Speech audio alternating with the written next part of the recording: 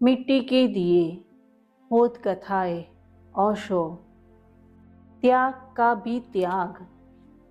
एक सम्राट की बहुत कीर्ति थी। उसके दान के सुसमाचार चारों दिशाओं में परिव्याप्त हो गए थे। उसकी विनम्रता, उसके त्याग, उसकी सादगी, उसकी सरलता, सभी की प्रशंसा सभी के मुंह पर थी। और परिणाम यह था कि उसके अहंकार का अंत नहीं था। परमात्मा से जितनी दूरी पर कोई मनुष्य हो सकता है, उतनी ही दूरी पर वह था। मनुष्य की दृष्टि में ऊपर उठना कितना आसान है, परंतु परमात्मा के निकट पहुंचना कितना कठिन है। और जो मनुष्य की दृष्टि में ऊपर उठने का आकांक्षी होता है, वह तो अनिवार्यतः परमात्मा की दृष्टि में नीचे गिर जाता है, क्योंकि जो उसके बाहर दिखता है वह ठीक उससे विपरीत ही वह अंतस में होता है। मनुष्य के चर्मचक्षु वहां तक प्रवेश नहीं कर पाते हैं, इससे ही वह आत्मवंचना में पड़ जाता है। लेकिन क्या उसकी स्वयं की अंतर्दृष्टि भी वहां तक नहीं पहुंचती है? अंततः मनुष्य की आंखों में बचने वाली प्रतिध्वनि का कोई भी मूल्य नहीं है। मूल्य तो है उसी प्रतिछवि का जो स्वयं की अंतर्दृष्टि के समक्ष अनावरण होती है। व्यक्ति की वही मूर्ति और भी नग्नतर रूपों में परमात्मा के दर्पण में भी प्रतिबिंबित होती है। आंतरिक रूप से व्यक्ति जो स्वयं के समक्ष है, वही परमात्मा के समक्ष भी है। उस सम्राट का यश बढ़ता गया और आत्मा डूबती गई, कीर्ति फैलती गई और आत्मा सिकुड़ती गई।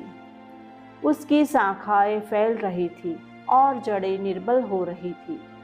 उसका एक मित्र भी था। वह मित्र उस समय कुबेर ही था। दूर दूर से जैसे नदी नाले सागर में आ मिलते हैं, वैसे ही धन की सरिताएं उसकी तिजोरियों में आ गिरती थी। वह अपने सम्राट मित्र से बिल्कुल ही विपरीत था।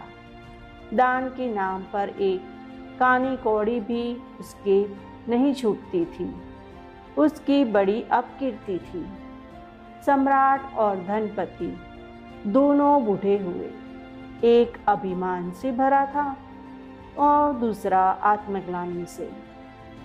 अभिमान सुख दे रहा था, आत्मग्लानि प्राणों को छेद डालती थी। जैसे जैसे सम्राट को मृत्यु निकट जान पड़ती थी, वह अपने अहंकार को और तीव्रता से पकड़ रहा था।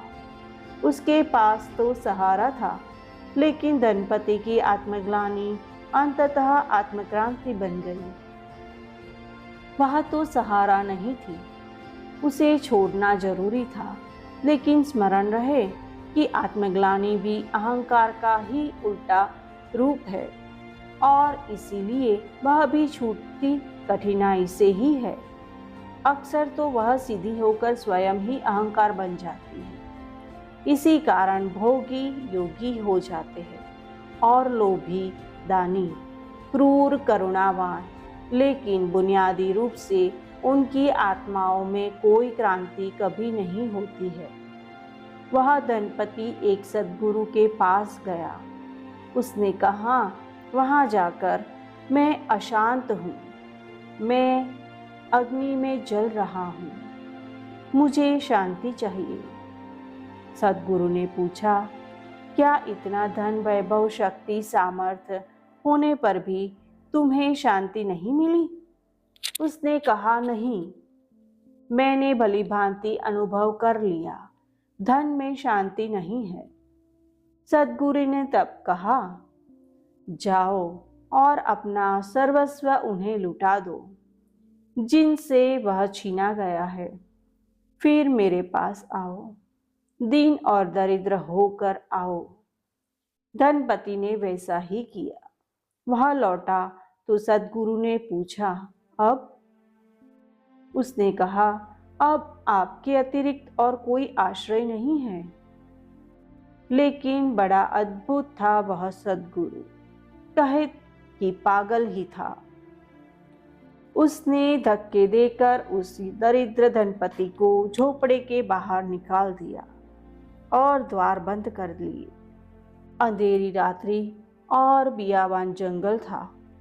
उस जंगल में उस झोपड़े के अतिरिक्त और कोई आश्रय भी नहीं था। धनपति ने सोचा था वह बहुत बड़ा कार्य करके लौट रहा है, लेकिन यह कैसा स्वागत, यह कैसा व्यवहार। धन का संग्रह व्यर्थ पाया था, लेकिन धन का त्याग भी व्यर्थ ही गया था। वह उस रात्रि निराश्रय एक वृक्ष के नीचे सो रहा। उसका अब कोई न सहारा था, न साथी, न घर। न उसके पास संपदा थी, न शक्ति थी, न संग्रह था, न त्याग था। और सुबह जागकर उसने पाया कि वह एक अनिर्वचनीय शांति में डूबा हुआ है। निराश्रय चित्त अनायास ही परमात्मा के आश्रय को पा लेता है।